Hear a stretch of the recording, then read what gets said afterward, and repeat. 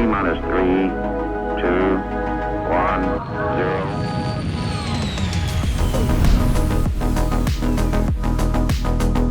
0. Hey folks, welcome back. We got launch sequence for you here again this week, and it's a special one. Sometimes I like to have two guests on here. Gets a little bit more exciting, and today we're going to be talking about master modes, one of the biggest features coming in 3.23, pretty contentious one.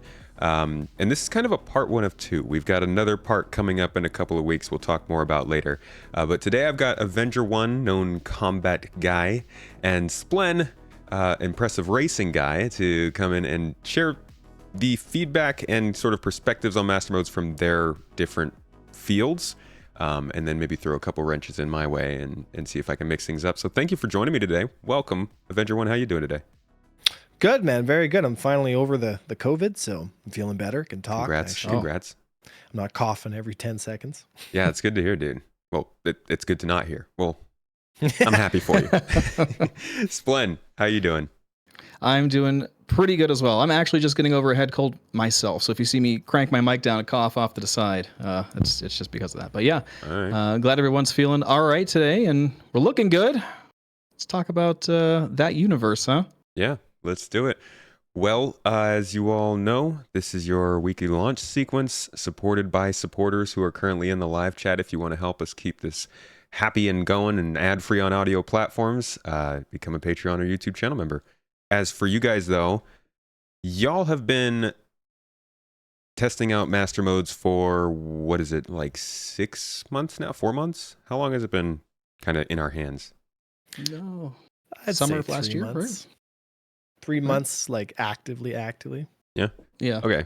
So, full disclosure, I'm Evocati, so I have to like not say things. But yeah, around what, three or so months public or so? Splen leaks.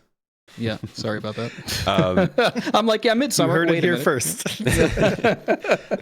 We got them, boys. So when we first heard about master modes, before we jump into that, actually, can you guys explain where your own content, where your own kind of background in this comes from, so that people know where you are coming from with these opinions? Splen, let's start with you on this one. Sure. All right. So, I mean, I've been playing Star Citizen since the very beginning. Ish. I mean, 2015 was the first time I had it hooked up. So I'm familiar with the concepts of like how it used to be, SCM, cruise mode, back then, and all of the evolutions in between, all the flight model evolutions. I've been heavily involved in the racing scene since the beginning, but I'm also, I am in a combat org. I do a lot of combat-oriented things, but mostly on the team strategy and security side of things. So while I will certainly defer to Avenger on all of the combat-related expertise, because I don't want to put my foot in my mouth, I do know a lot about precision mechanics and flying and racing. So that's where I'm going to be chiming in today. Cool. And you're a pretty big name in the racing community, as was mentioned before. You have a lot of the records and the fastest times on some of these courses. Did you join Star Citizen exclusively for racing, or was that kind of something you started to get more into over time? No, I mean, growing up in the era playing Wing Commander, things like that, known Chris Roberts since the beginning, played X-Wing and all the DOS games of the 90s, and just followed him until he announced Star Citizen. So, no, the racing just kind of happened, because back then in like 2015 or so, the PU wasn't exactly in like tip-top shape, right? Yeah. So a lot of time was spent in Arena Commander, a lot of time honing your skills as a pilot. And I learned quickly that getting good at the races went a long way when it came to outmaneuvering your foes in combat and being able to survive in the verse, right? Just learning how to push your ship to extremes. It eventually turned into more of a sport for me, and I eventually got involved in the esports scene, but for a while I just used it as a proving grounds, right? I still to this day recommend it to any pilot, whether you're cargo or combat. If you want to learn how to push a ship to its limits, there's the tracks are a great place to practice that ship, right? So that's really it was starting just getting in there, and I never had any interest in racing and ship games prior to Star Citizen. But it was just so beautifully done. I just kind of fell into it, fell in love with like the backwoods underground scene of racing that eventually became what it is today. Okay. So then I have to ask, what was your ideal gameplay? Like, what did you imagine when you joined Star Citizen you'd be doing? Oh, I imagine I'd be, a Navy stationed on a capital ship, getting up in the morning, and like all of the CitizenCon videos of yore, jumping into my Gladius and fighting bad guys. All right. The fantasy, everyone's Star Wars-esque fantasy, but it just became a lot more than that. Cool. Avenger, how about yourself? What brings you to this discussion? I'm a bit disappointed I never had a chance to like hang out with you there, Splen. I like this guy. I'm glad you brought him on. Thank you. Yeah, well, I like people that know what they're talking about. You know what I mean? And you've got a long history in the game. You come from a long history of flight, movement, and you're spot on. Like you're spot on when it comes to telling people get in the cockpit and learn the ins and outs of the ship you're flying. Not only is it way more fun to play the game when you do that, but you learn. And part of the awesome part about Star Citizen is the growth and development that you have as a player, getting into the ship and stop pulling my headset off, and just getting the whole experience. Sorry, one sec. Dog. Anyway, I come from space combat, X versus TIE Fighter, Star Wars Squadrons, stuff like that. Been playing it since I was a kid. I've played every single iteration of Star Citizen since the hangar module, and I've been pretty sweaty and competitive since the beginning. I've loved a lot of the stuff about the game. I've seen the game go in its ups and downs. I've seen cruise mode come and go, and now it's back in nav mode. It's just, excuse me. I made a quasi business of teaching people about the game that I love the most, and that's about flight combat. That's what I love to do. And now we have master modes, and I'm not going to sugarcoat it. It's the worst thing that's ever happened to Star Citizen. And all right. I'm at a bit of a crossroads with the game and with my career.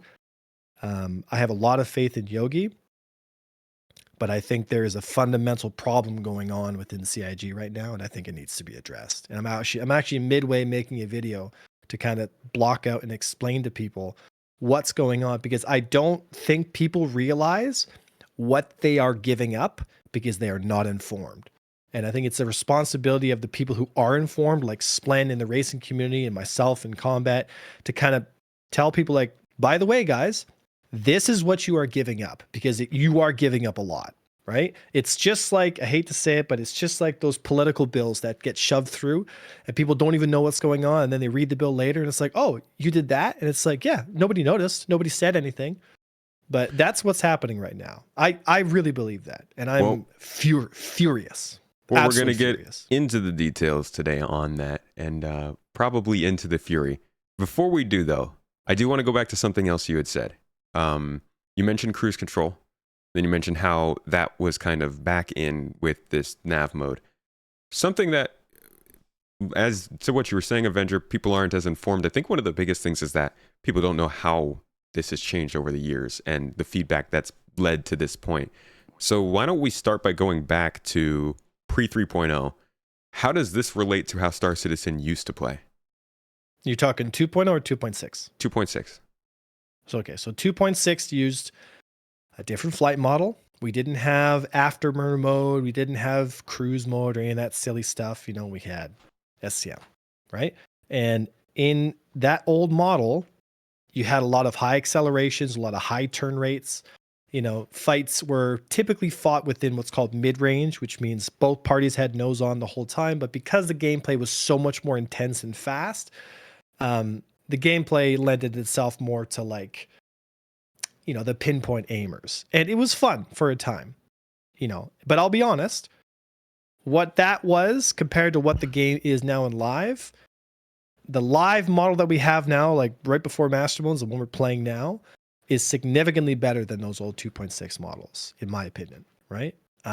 There were nice things about those old models that I really liked. There were tunings about those old models that worked really well. And some of that got brought into the live model that we have now. But the development between the 2.6 model and the one we have now in live is the difference between going at about the 230 meter mark to the 1200 meter mark. So our breadth of movement space went from a small zone to a very large zone. But the difference is we didn't have the old afterburner style, which allowed us to move in a higher level of speed. So the old model was you had 220 meters per second, but you couldn't go above that, right? In 2.6, that was it. That was the speed you had, take it or leave it, right? In Master Modes, you got 220, but then you boost up to 600. So most of the time you're going to want to fight at the 300, 400, 500 meter mark, because if you're not fighting there, you're food for the guy that's fighting there. So if you're fighting at that lower energy speed, you're just going to lose the fights, right? Because the person who's at the higher envelope is going to control the fight.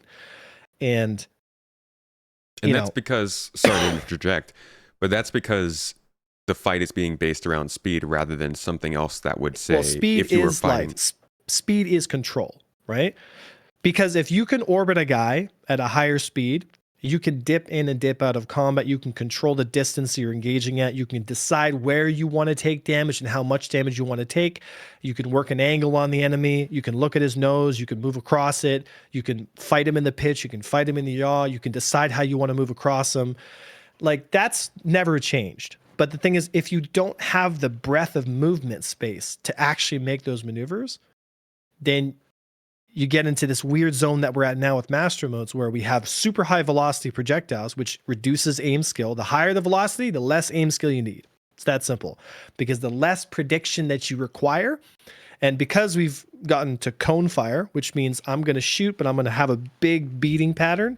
It doesn't matter whether you go left, right, up, or down. It doesn't matter, because you just fill that space with so many bullets, you're going to take damage. And so now it just becomes a game of, well, my ship does X amount of damage per second, yours does this. You know, we get into a relatively close area and we just slug it out. And there's no S turning. Doesn't work anymore, because you can't make enough deflection angle to get away from bullets.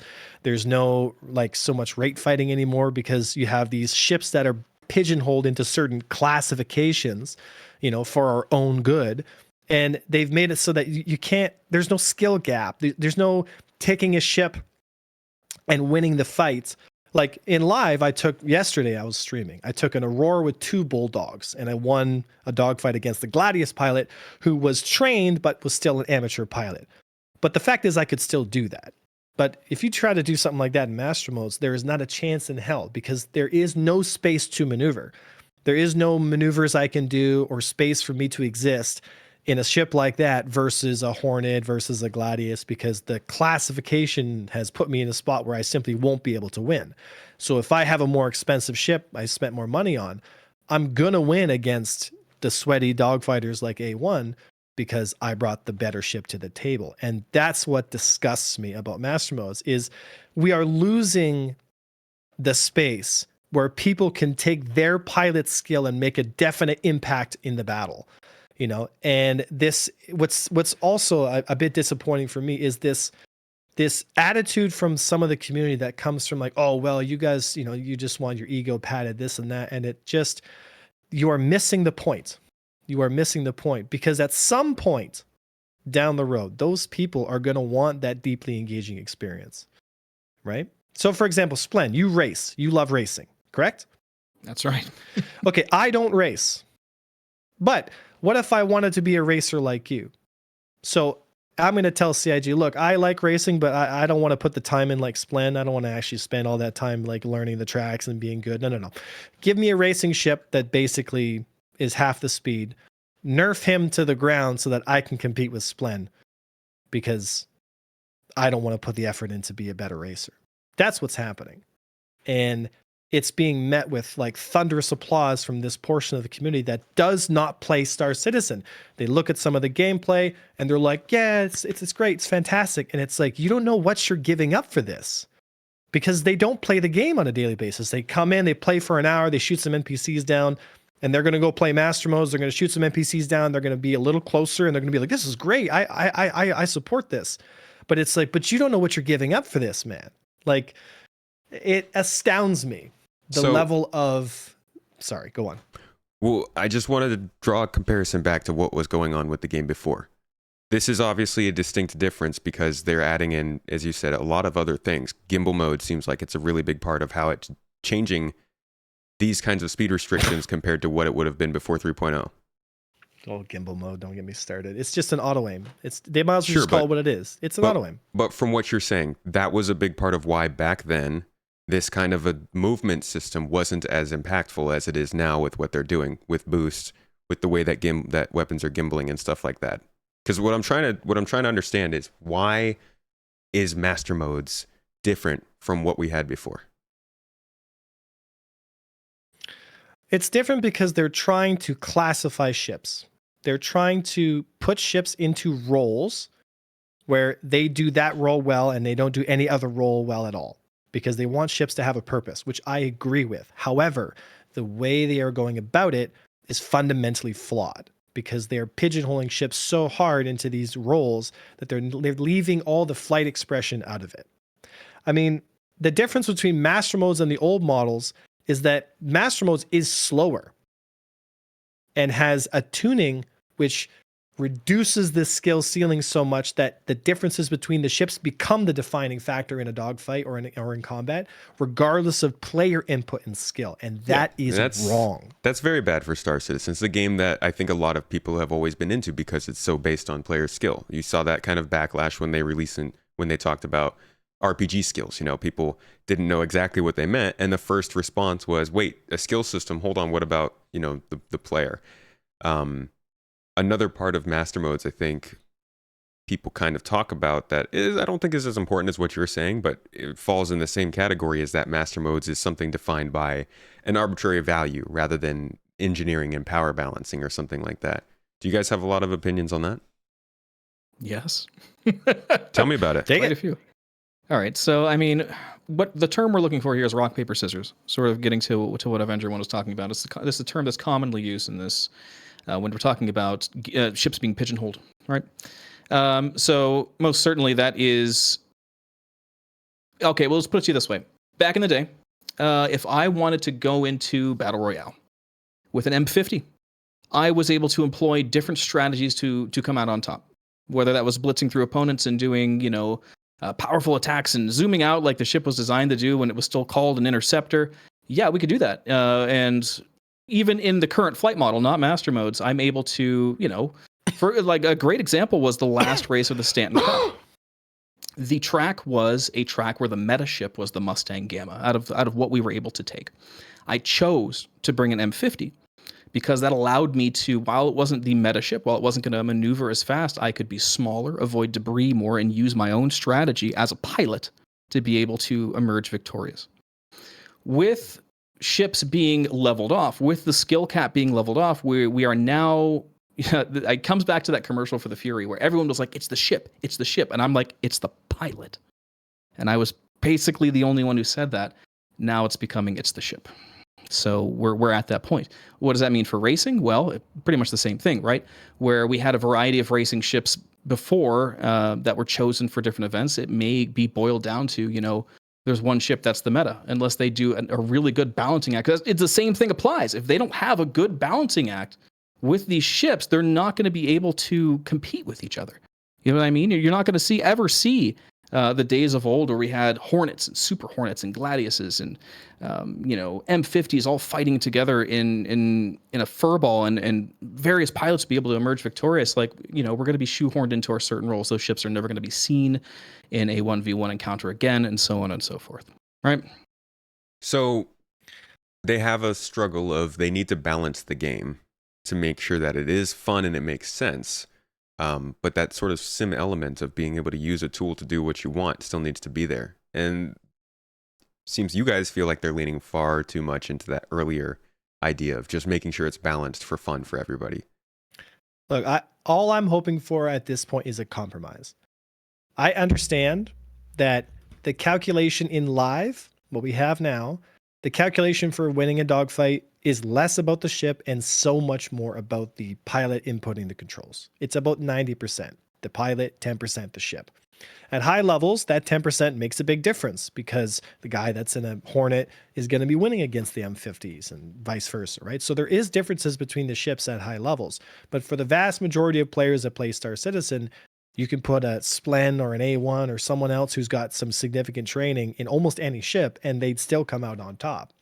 That is what we are losing. Now, my argument is they can have differences between ships, but they've dropped the skill ceiling too low because they've reduced the flight ceiling to a point where your inputs don't really matter. It's much more based on your ship choice, right? And my argument is let's bring the speeds up. Let's bring them to the 400, 500 meter mark, right? Which is ironically enough where the game sits under boost power. but keep the ships natively functioning in that area. So they boost up to 600 and they're kind of cruising at 500, because that allows for us to do lead turns. That allows for us to hook around our opponents. That allows for us to manage multiple fighters. That allows us to fly and do aerial combat maneuvers and actually have an impact in a team fight, instead of the way it is now, where if your name is Splen or A1 or someone that they don't like and you get primaried, you have one choice, and that is to switch into nav mode and run, because there's absolutely no engaging more than one opponent at a time. Now, in the current model in live, when skill is relatively equal, winning a 2v1 is not feasible. But because the skill ceiling in live is so dramatically higher, you have someone who is trained taking on 10 guys at the same time and winning, because the throttle and flight skill is so much higher in live than it is in master modes, that you can have those engagements happen. The argument is that shouldn't be the case. You got 10 people who paid for the game. They don't all want to get wrecked by the guy that sits on his computer all day and plays the game. They want to have a chance, right? That I agree with. But what they've done is they've basically gutted most of the skill-based mechanics and replaced them with these role-based mechanics, which are just a fancy way of saying this ship is going to be in this role, and we've pigeonholed it so hard that there really is no room to manage and push ships out of their categories. And it's not like Go ahead. they couldn't have, like, it's not like they couldn't have fixed these issues with the live model. Like, for example, if the M50 is overperforming, it's a racing ship. It shouldn't be a dominant dogfighter, right? The fact that it can even dogfight is impressive to begin with, but there's easy solutions to those problems. Take a shield off it, reduce its hit points, reduce its capacitors, so that the people at the higher levels are like, okay, the reason the M50 does so well is because it has 2 shields, which means it's the same as the Gladius and it's half the size. And it has a capacitor that has almost comparable weapon DPS loadout to the light fighter. So no wonder people fly M50s in combat. Yeah. But it's this kind of stuff that flies under the radar, you know? But sorry, go on. Well, you're focusing a lot on speed being the factor speed here. is Control, but right? that is the big one, Yeah, because yeah, so- speed equals flight control equals zone to play in equals skill expression. Yeah. The more speed zone you have, the more you get into lead turns, the more you get into energy management, momentum management, situation, position, awareness. That's all skill checks. That's gone in master modes. But I want It's to now know, brought down to a button press. are there other variables outside of speed that can be played around with to help balance that equation?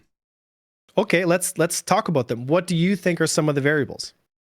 Man, I don't know. I don't fight. That's why I brought you guys on. Splen, okay, what sure. I'll talk about some. One is the fabled and legendary armor system that has yet to be put into perspective, of course. And I love even this in one. the ISC, they did talk about hit point differences. They were talking about specifically like, oh, you know, the bombers are going to be the toughest of the group and the slowest and stuff like that. In this week's, they're talking about the one that happened 2 days ago. And okay, sure, you're right. And the weapon loadouts and how many turrets they have and how many people are on board, those are the factors that are now heavily weighted, right? If you are in a ship that has turrets that have 3 or more people, you are expected to easily dominate the space around you because nothing could get into your bubble. That's where we're at. It's become, have you ever played Eve? You played Eve online, right? I played A little bit. Yeah. Okay. So we're talking about larger structures, larger fleets, larger forces now taking much heavier precedence over ace pilots. That's the direction we are going in. I played Eve for 10 years. I loved that game. But there was a reason I stopped playing Eve and went and played Star Citizen.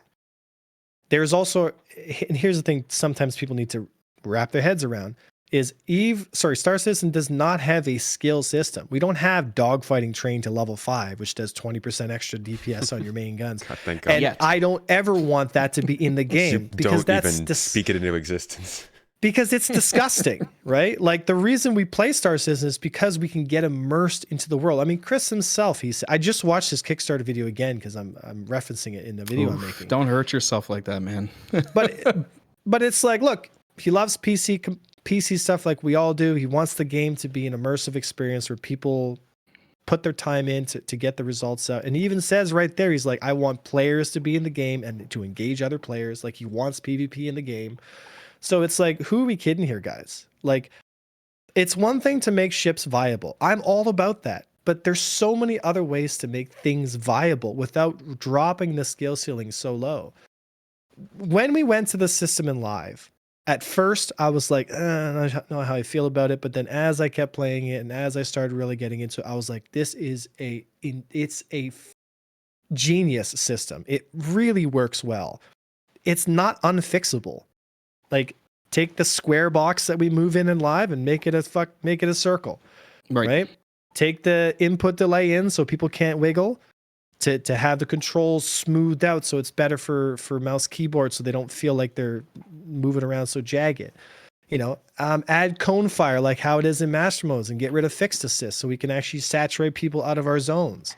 Adjust big ship damage and velocity on the projectiles so that big hammerheads get engaged by gangs of light fighters. Their bullets are faster and they saturate more zones, so they're going to push the fighters away. They're like, get out of here. Change the shield system so that when you have a native recharge in the system, you need at least 4 or 5 fighters before you even start to drop the shields, so that multi-crew ships require large groups of people to take down. All these things are done and can be done in a live model without sacrificing our top speeds, our gameplay mechanics, and pigeonholing ships into these weird categories. Because now, with less room to breathe, you have less expression, which means the ships will feel more monotone. So the future where the M50 feels unique can't happen in master modes because everything is going to have to be in a small band instead of a large open pool. Like you're going from an ocean to a pond. There's only so much you can do in that pond, whereas you have the ocean. I get the ocean's too big and too scary. Okay, so let's move to a lake. That's right. Can I ask a question? Go, fire away. I'd like to ask a question. Okay. Do you think that this was a knee-jerk reaction, and do you think it could be tuned so master modes could still work? That's actually that's a good question, because I like looking back to their earlier patches and seeing that they very clearly were very clearly trying to slow down combat for a while. I mean, they had an entire release view card on there saying we have something for high-speed combat to slow you guys all down, and it just didn't work. It didn't, yeah. No, that was the, your missiles will take longer to latch on. Your guns will fire slower. I remember that. We were all talking about that, and it just kind of never happened. We never even got to really see it, It's like they kind of half-tried, and then they were like, let's just do a different flight model. So this is a great question, right? Like the whole, we want combat to be closer. And I go into detail about my video when I talk about this, so I'll say it briefly here. I have closer fights in live than I do in master modes because the geometry in live is more conducive to me actually staying closer. The rolls, unless you're in a Gladius, you're fighting at longer ranges. And because the weapon velocity in master modes is double that of live, you can engage from twice the distance. So the distance you're engaging in master modes is actually farther than in live. And if they want fights to get closer, they have to understand 2 fundamental things. Getting close to somebody is entirely dependent on pilot skill. So they either make the game and explain and teach people how to stay close, or they remove the flight component of the game and drop the speed so low that you have no choice but to stay close. Okay, so during the master modes testing, a lot of the devs were like, oh, we really like the game at 150 meters per second. Do you know why? It's because there was no flight skill necessary to stay close. And so they got their cinematic experience without the necessarily training and requirement of actually learning how to fly. Yeah. So CIG has to make the very real choice of, are you making a flight combat game or are you making a 3D shooter? And master modes, go on. If I could interject here, I want to pose the question, are they really trying to get ships closer in combat, or have they sort of let the new zoom in precision feature, and even in the ISC this week, Yo-Yo is like, look at this beautiful cinematic ship filling up your whole screen, despite the fact that you're kilometers away and zooming in on it and shooting it from, kilometers away. Yeah. Like, sure, it looks pretty, but from a gameplay perspective, now as a light fighter, that's my only option in dealing with a ship of a greater size. So are they actually trying to bring ships closer? They might be trying to slow things down, but are they trying to actually bring ships closer or make the ships seem closer? You know, are they trying to give you the illusion of the visuals on screen with these giant zoomed in lenses you could use now, rather than actually moving the combat in to be more visceral and more close? That's the question. You know, I understand precision mode as being more needed for the targeting on ships rather than just shooting at them. sure. Like I feel like I still won't be using precision mode if I'm just trying to dogfight as opposed to like target components or something on a ship. At least that's how it seems to be phrased. But it was just Yogi's comment kind of just threw me off because I haven't watched that like, episode yet. I mean, it's worth watching because he's just like, wow, look at how beautiful this makes the big ship such a cinematic view. It's like, but I could be that close. You know, I could actually see my cockpit in a shot, and I could hear my pilot breathing, and you get the visceral G effects and stuff rather than sniping from so far away. It's just not. It doesn't. I mean, I get it, but that should be for specialized ships. That should not be something that you just kind of revert to for everybody and make that skill cap be what it is. You know? Sure. Yeah, like the dynamic crosshair. And we've been Right. talking a lot about this in terms of combat. I think it really comes back to, is this like you said, Avenger, is this a space combat game? Because it is a space sim game. There are a lot of people who don't have or want anything to do with combat, but as probably combat being the biggest part of the game this affects, it comes up a lot more with combat. But I feel like, you know, from what we've been talking about, Splen, how does this complicate racing? Oh man, the question is more like, how does master modes actually affect things that aren't in combat? Because obviously it's built around combat fixing. That's the whole point. Master modes is built around the concept of making combat better for Star Citizen. Whether it fails at it or not, that's the point. So things like racing, things like, you know, luxury cruises, things like, you know, scanner ships and scouter ships and things like the Drake Herald, these are kind of just like afterthoughts. You know, maybe it's not, but it feels like it from somebody on the inside. From somebody who flies these ships every day, it does feel like it's an afterthought. And as a member of the racing community, I'm used to feeling like an afterthought. I get it. But we are feeling some of the effects, for sure. It's not as pronounced, I will admit. You know, having spent some very recent time flying around in master modes with now I take this with a grain of salt. We don't have any racing ships in master modes. Keep that in mind.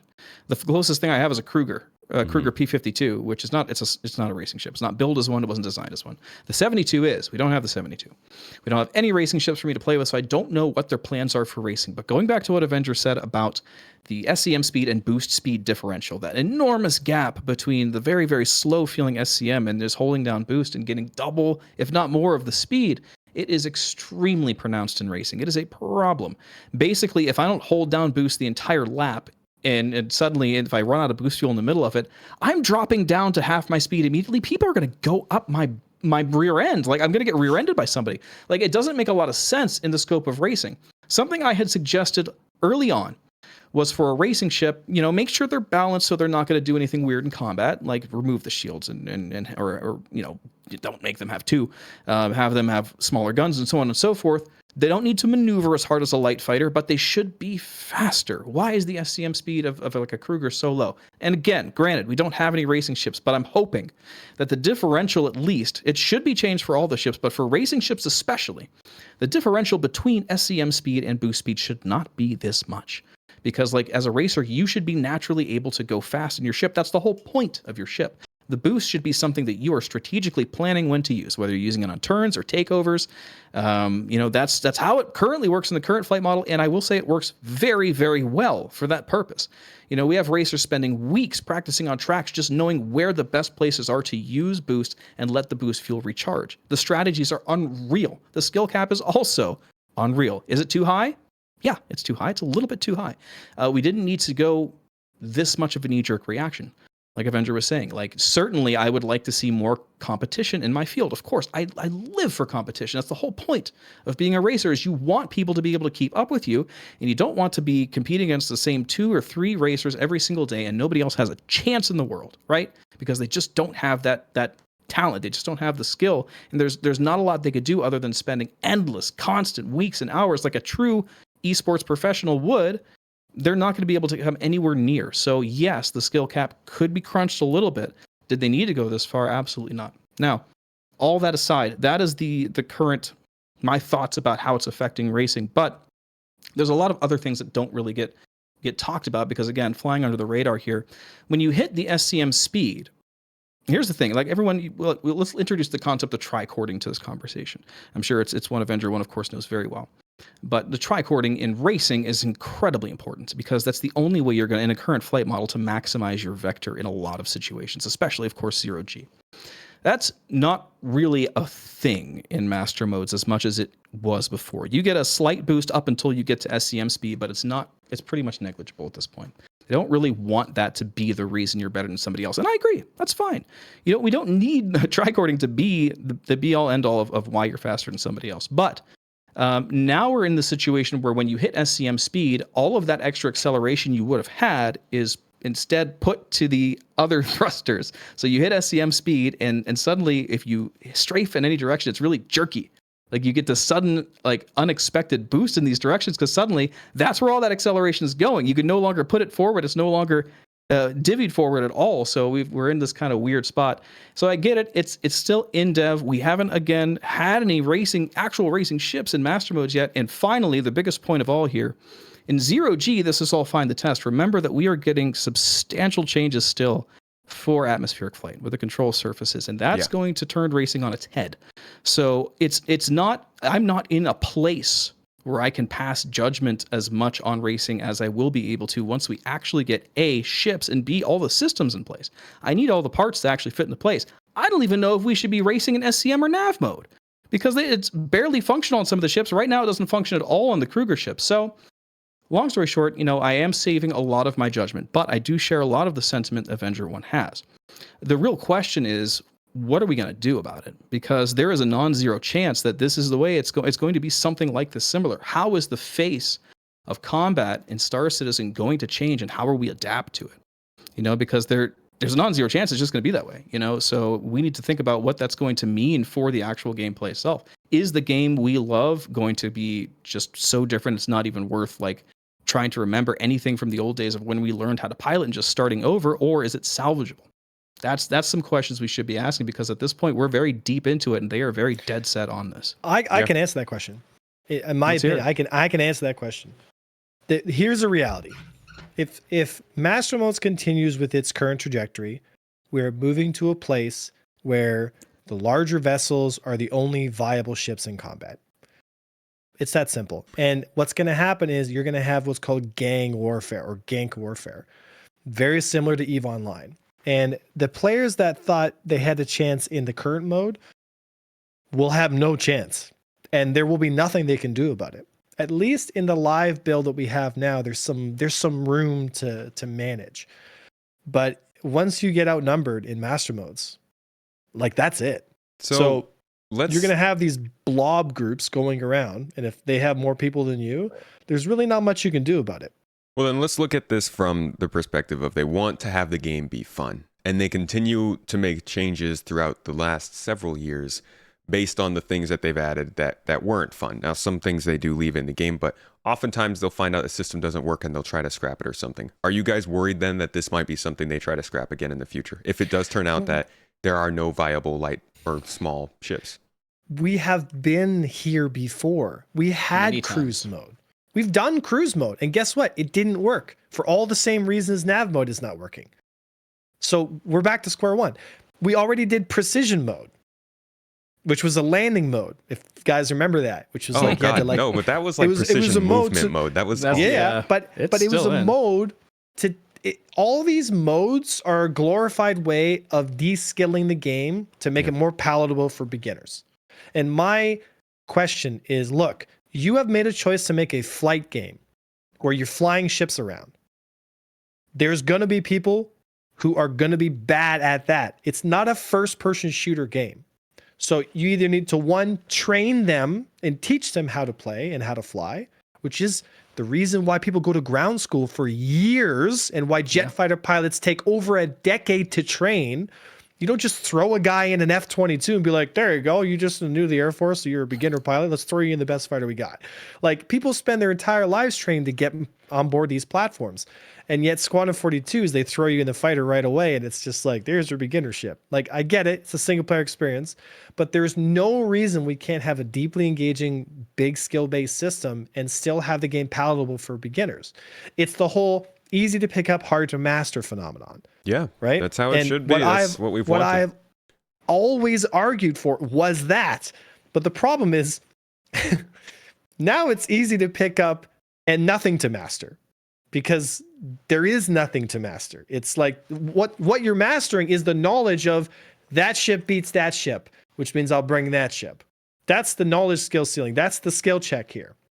As soon as you have a basic level of understanding to pull the stick up and shoot the guy, you're good. You don't need to learn S-turns, energy control, throttle management, corkscrews, 2v2s, string outs, wingman. Like, you don't need to learn any of that stuff. Do you think that they want people to be necessary. able to? Do you think they want to have those kinds of maneuvers possible in the system they're working on? So they build this base system and then try to edit it, change it so that it can start to allow more things like that. Okay, if that's the case, we need higher speeds, because those maneuvers. I agree. It's like none of that stuff can exist without the space for it to exist, right? So if they want these flight characteristics to flesh out, they need to give us the space to do it. Reduce the weapon velocities and change the tuning, increase our top speed so we have space to fly. You know, and this whole phenomenon of like, oh, I'm not close enough, I want to be more cinematic. Okay. Like, you want to suck the flight skill out of it so you can get people right zoomed up on them because that looks cooler. Well, guess what, folks? I fight at 150 meters on the live at 1200 meters per second. I have no problem staying close at that speed. It looks cinematic AF as like when I fly. And I get that I can only access that high level because I play all the time. Yeah. But there's no reason why, like, we should take the loss of depth and skill in the game at the expense of rookies coming in the door and getting that cinematic experience. They have to learn and earn to get there. Otherwise, you might as well just make EVE 2.0 and forget any kind of control schemes or joysticks or anything. It doesn't matter. Might as well just get yourself on a multi-crew ship, get your calculator out, and go like, okay, I can do this much DPS on him. He's got this much shield. To that point, that there is, there's games that make that fun. That's the thing. Like that sort of thing. Yeah, people love playing chess and being able to set up these tactical scenarios, myself included, where you're really coming up with these strategies for these, big encounters that move kind of slowly. Think games like MechWarrior or something. But that's not the game we've been playing for the last 10 years. That's the thing. MechWarrior is very skill-based, like mechanical. Oh, very much so. Absolutely. I'm just trying to find an analogy here that works, even though I guess it's more akin to EVE or something. But that is part of Star Citizen, right? The strategy, the logistics, the understanding of everything. Absolutely. But I understand. Gameplay. Yeah, I understand. There definitely needs to be a balance. Exactly. That's where it should be, but not already in fighters. There. Yes. But not in fighters. Like, who are we kidding here, guys? So let's pivot to that then. This is clearly part of many other things that they're currently doing. We can see super clearly preparation for capital ship gameplay.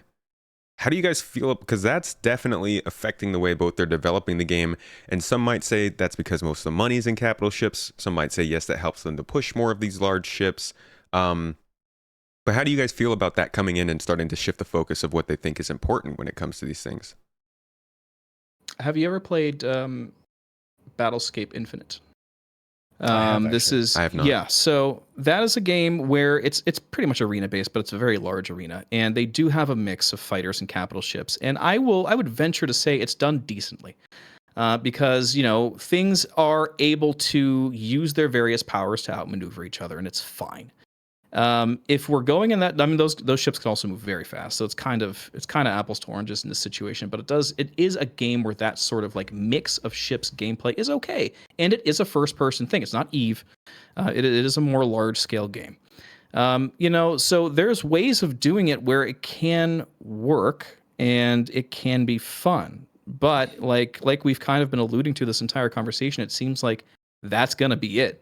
Like, you want to get that Idris because like you're invincible. That's the thing you want, and the only thing that's going to be able to be able to take that out is large fleets of other larger ships. Where I'm trying to think to myself, where in that scenario you've got your fleet battle, where do the fighters fit in now? You've got like your your Star Wars-esque, Return of the Jedi, Death Star battles where you got a bunch of capital ships fighting each other. You've got they're all slugging it out. You've got your fighters in between just shooting. But, what can they do to each other that's strategic? Let's hear it, man. I want to hear this. I made a video on this called the combat triangle. You have large vessels like Idris's, for example. Well, guess what? They're not losing to Gladius gangs, and nor should they. It's a gang of Gladius or Merlins or whatever. It's like you're in an Idris, you're pretty safe. They're hitting them with pebbles. But if I grab 6 Eclipses and start torpedoing the crap out of you, well, those Idrises are going to go down pretty quick. So what kills the bombers? Fighters. Well, what kills the fighters? Other fighters. So it all comes down to the base layer, fighters, because the fighters protect the bombers can kill the big stuff, right? The fighters are attached to the large vessels because they need them to get around because they're a parasite ship. So there's a symbiotic relationship between the large vessels and the fighters, and there's a whole ecosystem. The problem is, I don't want to play a game where all that matters is ship choice and selection. I feel like I'm playing an RTS game. And I'm just basically a glorified RTS guy moving a stick around being like, I have this ship, so I get to kill this. And my gripe with it is, obviously, a team of Gladius pilots that have training are probably still going to win out against the guys that are still rudimentary rookie. But the space at which they can be effective has been dramatically reduced. And I don't like that, because you're playing the game for a long time. You put the time in to be a great racer, to be a great turret gunner, to be a great operator, to be a great miner, to be a great tradesman, to be a great dogfighter. You should excel in those things that you enjoy, because there's a space for you to excel in. So just like how I'm arguing for a higher skill ceiling for fighters, I think mining should be more difficult. Like being a great miner and making lots of money and being safe and not dying should be like, damn, like you're good. And it should take time to get there. Just like how being a really great hauling captain, attaching to difficult stations and maintaining the control of the ship in difficult situations, that shouldn't just be like you fall asleep, drink your cup of coffee, or wake up when you're at the destination. Like, that's not fun. Yeah, like, so I actually was trying to get another more industrial focused player who could be on this panel with us, because we did want to talk about that from the perspective of people who were playing non-combat or non-speed based gameplay. Because I agree with you, like the aerodynamics, control surfaces, the heat system, the fact that you might melt your thrusters and fall out of the sky because you don't have VTOL, all that stuff is, in my opinion, meant to make it so that it's harder to be a good pilot, so that people who are good pilots get more recognition and get more work and get paid for that kind of thing. And part of that idea of, I hate that part of the game, we should be hearing that. Because if other people don't hate parts of the game, they're just going to do those parts of the game. And then there will be no reason for other people to get hired to do those things, right? If everybody wants to be a miner, how are you going to find miners? How are miners going to find work? People are going to do whatever makes them the most money. If that's piracy, then most people will do piracy. If it's hauling cargo, most people will do hauling. People are greedy. They want the money. So I think they've messed up with the game if they haven't made the gameplay good enough to deter people to do other things, just because there's a 2% difference in pay. We heard, like, I'm pretty sure I heard the mining section of the community in a big outrage not too long ago, because they were like, this is like, mining is just too easy. Like, it's just, we want there to be more, definitely. Right. I have always been an advocate for higher skill ceiling in all aspects, not just dogfighting. Like, I should not, as a dogfighter, go and mine and basically be just as good as Donnie, who's been mining for 10 years now. Donnie. Like, just right out the gate, right? Yeah. Like, I shouldn't have to, I shouldn't watch one YouTube video and be like, okay, I mine here, here, and here. And then then I make just like, and I learn it in 2 hours and boom, I'm now a top Quantanium miner. Like, no, like, it should be difficult. It should be rewarding, because the people that are great at it are going to be great at it. And that's what's going to keep people interested in the game. So putting ships in roles makes sense, but taking away the space at which they can adjust is the problem. Like, for example, if I have 5 Auroras because they're cheap and I don't want to buy expensive fighters, I'm going to be at a disadvantage versus a gang of F8 Lightnings. But My guys train every single day. We know what we're doing. 5 Avenger Squadron Auroras are going to kick the pants off of 5 typical Star Citizen players in F8 Lightnings, right?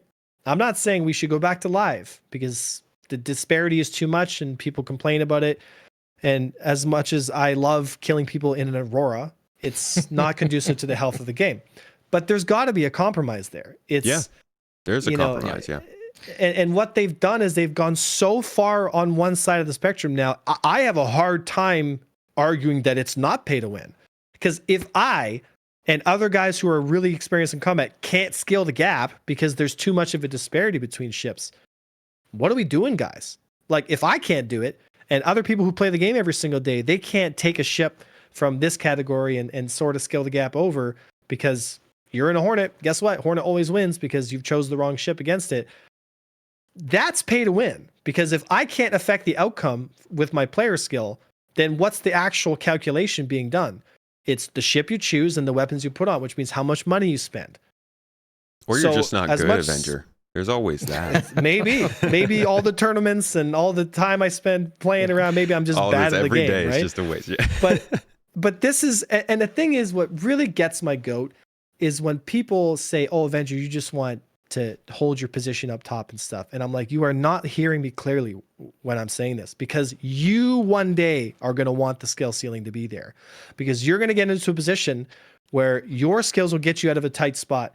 But guess what? That's going to be removed with master modes. And it's not worth it, man. We are losing too much.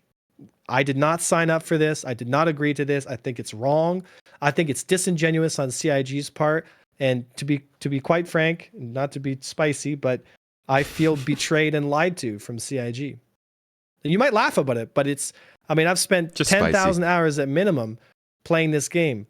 And what they've done is I cannot argue. When people come to me and say, "Oh, you play that scam game," I honestly don't have an argument against it at this point, because that is exactly what they're doing. And it's a shame. It's honestly quite disgusting. I will say this. They just seem to not be aware that what's going on is going to affect everybody. And once it's done and set in stone, guess what? You're not getting your game back. You're not getting that deep experience that's going to keep you interested.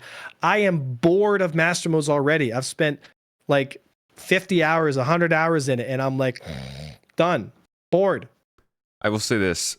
They've clearly been taking a lot more turns towards trying to make the game new player friendly, and it does feel like, rather than doing the new player friendly stuff that people are kind of asking for, like making it easier to spawn things, which we're getting to now, but a lot of the things that were kind of like when you would hear someone say, "Oh, Star Citizen's too hard to play," generally they didn't mean it was too hard to do the things in the game. It was too hard to figure out what or how to do those things.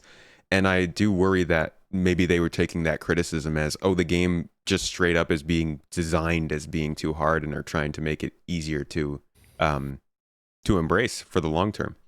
Because I understand wanting newcomers to feel good about the game when they're playing it, but there needs to be like a skill plateau for newcomers before it goes up again with the skill ceiling, like you're saying. But why do you think channels like mine did so well at the I kind of came out of nowhere, and then I just kind of blew up for a little bit? Because CIG has no tutorials. Yeah. So there are two problems. Absolute same situation here. Exact same situation. Same right? situation here. Like my channel did successful because you can't find the info for these things. I'm teaching people how to race. That's my entire market. That's it. And they come to me because I'm at the top of that skill gap. When there's no skill gap, I will no longer be useful. So there's that. That's a scary thing to think about.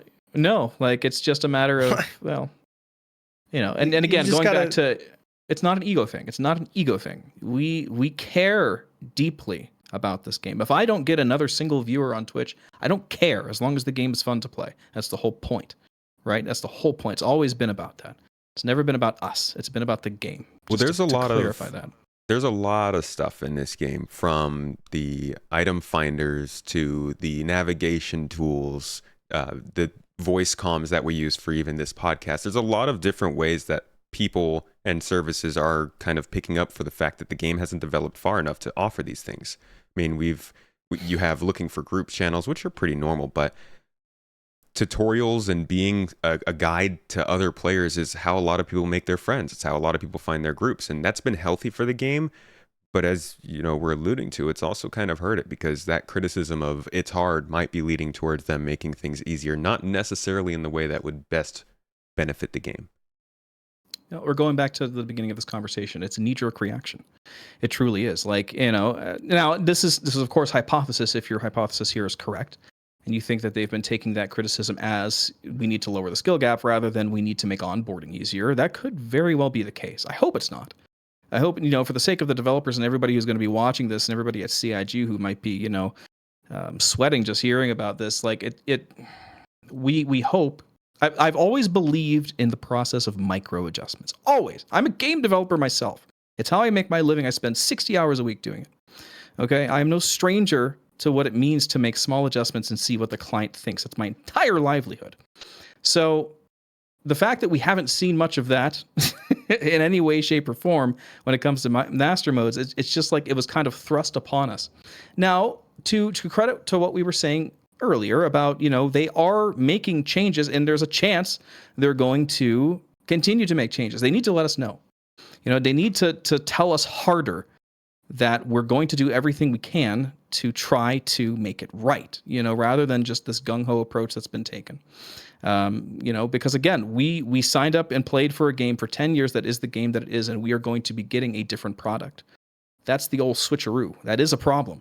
Like Avenger said, like you've said, like I've said, it does need to be changed. No question there. I don't think anyone here and anyone who plays the game questions the fact that yes, the skill cap is a bit too high. It does need to be changed a little bit. But then again, there it is. Micro adjustments. Things could have been changed differently. On my opinion on master modes, I am much more neutral than both of you, because I do not do this every day. I don't know. I don't even know really how their communication has been on these. You said that you would hope that they'd be giving more kind of small adjustments and getting small feedback. I thought they've been doing that on Spectrum. Yeah, I'm talking from the beginning. Okay. Like this should have been like, you know, like a couple years ago when they were developing. It's frustrating. I can't talk about things that might have been happening in Evocati early on, but you know, it was just thrust upon us. You know. It's just the way it is. Like there was nothing, no player concerns taking into consideration of the development of master modes. That I think is where the critical flaw here is that it was a system that was sort of drawn up and created without feedback in mind, only getting feedback after the fact. I think that is fundamentally where this went wrong and why this is so off the rails, right? I mean, everything about us and our consideration should have been taken into effect before this happened, in the planning of it.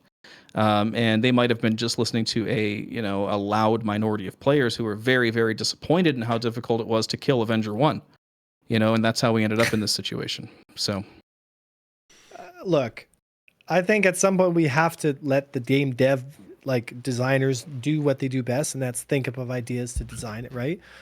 But I find it really disheartening when I watch an ISC video and the guy who's a designer is complaining about not flying in formation, and it's very clearly it's coming from the perspective of an absolute rookie. Like, and I sound like a total asshole when I call this out. It's like, hey, excuse me, guys, am I the only one here that thinks someone who doesn't fly and is not good at flying is maybe not the best person to be on the design panel for a flight game? Like, am I the asshole that calls that out? Like, if you're making a race car game and the guy that's on the race car design board doesn't have any clue how to race and is like, man, my mouse isn't very good. And it's like, why are you flying with a mouse? Like, you should play with a steering wheel. That's how you drive a car. It's like, am I the only one that sees that and goes, that's probably not the best idea, right? Depends where you want the best experience to be. I guess you'd want it to be on sticks, but most people playing on mouse. Yeah, but you can, but here's the disparity.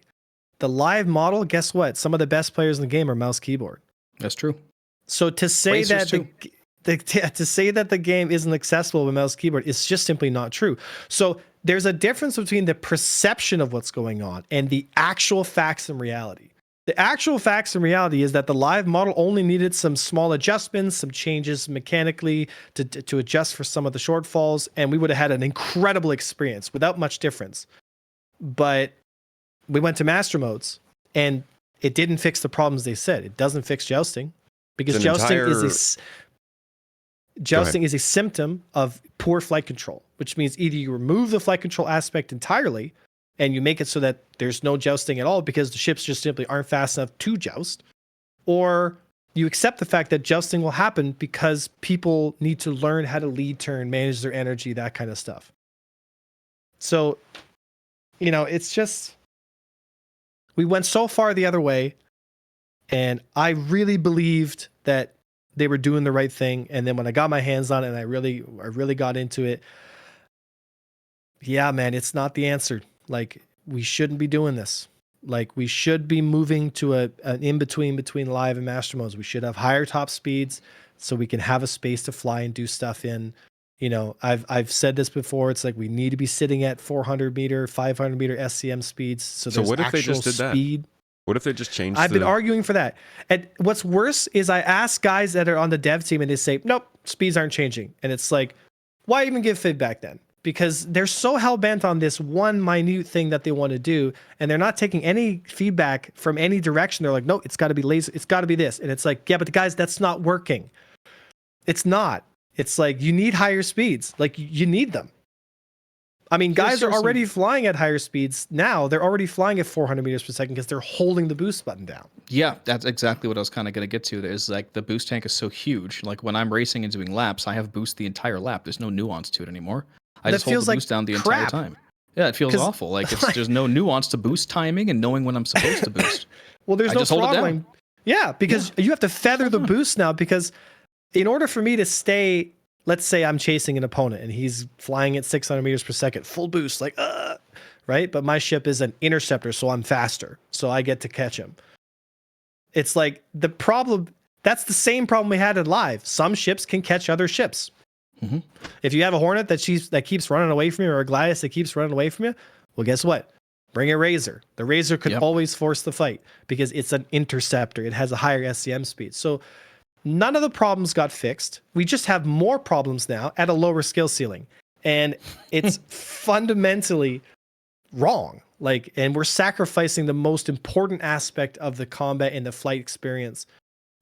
For what? So new people who have no idea what they're losing can jump in and hit stuff. But you can do that. Honestly, some food for thought here. Yeah. I can think of a lot of games, and we've been alluding to them. I can think of a lot of games that are going to be what Star Citizen wants to become, but I can't really think of any games that are Star Citizen as it is now. That's the big primary difference here. Star Citizen as it is now is why we're all playing it. That's why we're playing the game. We're playing it because it challenges us.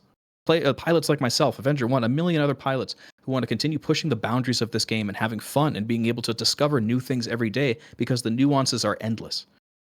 That's what Star Citizen is. That's what sets it apart from other games. What it's going to become is a first-person EVE Online. What it's going to become is something that is not what it is now, right? We can think of analogies that are going to represent Star Citizen in master modes, and watching them borrow things like that precision mode from Starfield, watching them borrow things from games like Squadron, Star Wars Squadrons, with the way that the power triangle became what it is. It's we can think of those games. We want it to be the unique experience it is because that's what sets it apart. That's why we've been playing it since the beginning. If we shy too far away from that, it loses what makes it special, and that's going to be a big problem. Then I'll finish us off today then with this question. Do you guys feel like Star Citizen is, and this is master modes, yes, is the big topic here, but amongst all the different changes that kind of coming along, do you feel like it's losing that sim aspect, or are they kind of just moving sideways in the genre and changing where the sim is really focused? I'll go first. The latter, for sure. It's still at its core an immersive, living world. A lot of your game is spent outside of ships. A lot of what we're talking about today doesn't apply to 50% of the game, let alone the people who play it. There is that to take into consideration. However, at its core, it remains what it is because of the introduction of spaceflight. It is a Chris Roberts game.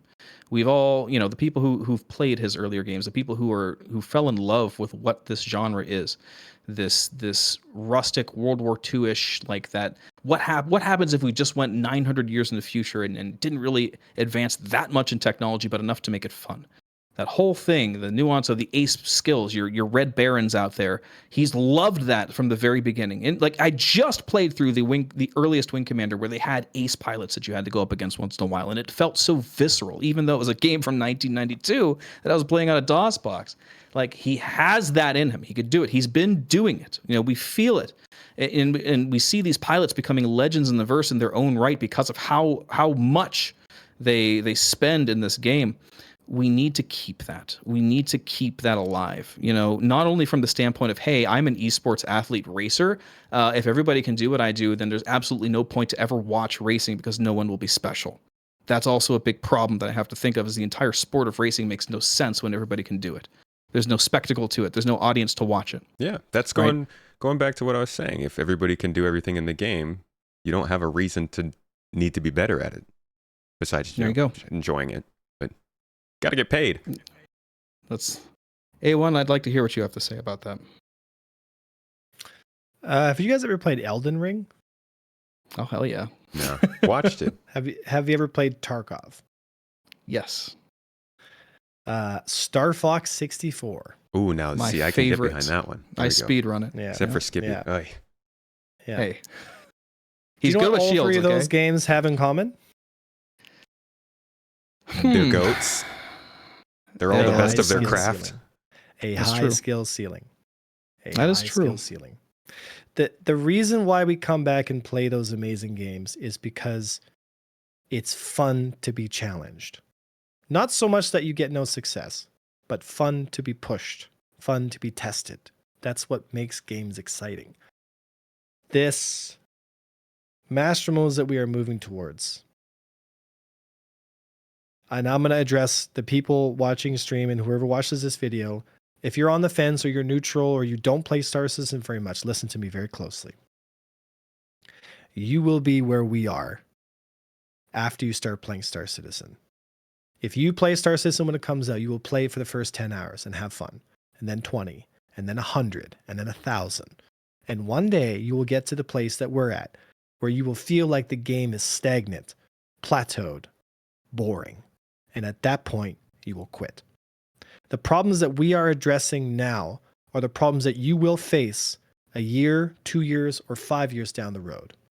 The question I only ask everyone who watches this is, do you want to play a game for 5 years or you want to play a game for 20 or more? I want to play Star Citizen until they turn the servers off. That's why I feel the way I do. Because what we are giving up in master modes is we are giving up the player expression and skill that you will develop while you play Star Citizen. And that the experience that I have received from Star Citizen is unlike any other game I've ever played. And I truly love this game because every time I step in front and I start flying those ships, I learn something new. I feel tested. And I want that experience for everyone who plays the game. And that experience only comes through training, time, dedication, and passion for the game. But if you can get there, it'll be unlike any other experience you will ever play and probably ever play the rest of your life. Don't give that away for a quick fix at a single player game. Now is the time to play, and now is the time to see those roads, because if once we get locked into the Star Citizen flight model, it will never change. And so now is the time to make your voice heard. That's all. Shout out to all the folks who aren't combat oriented like myself. No, but I do. I you know, there's always a possibility that this happens in other parts of the games. I hope that they do consider raising that SCM speed a little bit. I love the idea of what master modes is, like separating a travel mode from a operation mode, and you know, giving people a viable way of seeing, hey, I see that they're in that stance and that I should be more nervous about that versus, oh, they're just they're just moving along. I like that, but there does need to be enough room for people to have a reason to be a dedicated dogfighter as opposed to everybody else playing the game. You realize that's predicated on a misconception, right? What is? Your ability to engage when you see that, you're like, oh, I should just be able to fly away. Because what's going to happen? I'm saying I like the idea behind it. The idea of just having a civilian mode, if you will, or having a non-confrontational mode versus having a confrontational mode. Okay, so I ask you this then. If you're in this non-confrontational mode and someone pops up on your radar because they've detected you, are you just going to fly away? Because as soon as you see them, you're in No. confrontation. Which is No, I exactly mean, the same how it is in live. You're saying if they aren't in their confrontational mode? Because if you're in nav mode and you bump into me or any other group that's out there looking for a fight, you're going to get forced out of your nav mode, either through QED or missile projection, which is going to either kill you because you're trying to get away, or force you to drop down to SCM, which is basically 1/10 of your SCM speed, which means you're guaranteed to get ganked and killed. This concept of I'm in nav mode, so I'll be able to escape combat is predicated on a lie. It does not work. It will not work. And CIG will not stop the inherent gankerino that's about to happen. As soon as someone pops up on your radar, guess what? You're already dead. So I'm not talking about the Star Citizen implementation. I'm talking about the idea of just having to. When I think of it, I'm thinking of Star Trek. I'm not even thinking of Star Citizen. I'm thinking of, oh, we detected a ship. They don't have weapons turned on. I like that sort of dynamic back and forth of figuring that thing out. They've always kind of hearkened on this from the beginning, that they do want to give the player the power of choice. Sometimes that choice will be thrust upon you. But having the tools at your disposal to be able to make informed decisions would be what we are aiming to get out of Star Citizen. It's always been their goal. But, you know, radar, exactly. Recon. And being able to have advanced tools at your disposal, like the Terrapin, or things that are meant to be able to give you intel. But yeah, just having a binary switch, whether I'm going to be engaged in combat or not, certainly is not the way. And like Avenger said, it's not going to be that way, especially once we get, you know, more effective tackle in the game, which is something they want to do. So tying it into the engineering system would have been cool, but I imagine the amount of work to do that across all the ships and keep it balanced would have been a lot. But yeah, guys, well, thank you for your opinions on this. I think that there is there's a lot of info in here during this talk. I hope that anybody who's watched this live with us, supporters, thank you so much for being here, or is watching this or listening to it after the fact, can hear the information and make a decision based on what they think of the game. Because this is a super contentious topic. I think people will probably be pretty set in how they feel about it, but I think it's reasonable to get all the opinions on it, and I hope that this was good at informing folks. Guys, before we sign off, can you please let them know where they can find more of your own content to get more of your beautiful insights on Master Modes? Go ahead, Splen. Sure. Yeah, I mean, everything you need to know, you could find at splenshepherd.com. It'll bring you right to my Twitch, and in the About section has all the links. Informative videos to learn how to fly and push yourself to your absolute potential you could find on my YouTube channel, youtube.com/@splenshepherd. And also tons of links to other resources where you could learn how to race in you know, the Legacy Instructional Series, XGR. You'll be able to find all the links in those channels. And of course, you know, absolutely Avenger 1's channel as well, which I'm sure he's going to get to in a moment if you want to learn the ins and outs of the games and all the ships. Yep, you can find me at Avenger__1 on Twitch and Avenger1 on YouTube. And Avenger1 on Twitter or X, whatever it's called now. But, It's Twitter. I don't know what X is. Invest in yourself. Enjoy the game. And when you get your hands on Master Modes, guys, please understand what we said here. Take it from a dispassionate, neutral approach, but use your head and think ahead and think of the game that you're going to want to play in 5 years. Do you want it to be deep and engaging, or do you want it to be much more based on knowledge sealed, like knowledge, MMO, DPS stuff? Because the truth is, some people might like that. But don't let your voice go silent. That's the important part. Speak Speak your mind, guys. Because it's important. Thanks again for joining me, guys. Appreciate you both. We'll have all the links for them down below in the show notes. And thanks for checking out another episode of the Launch Sequence. I will see you all next week.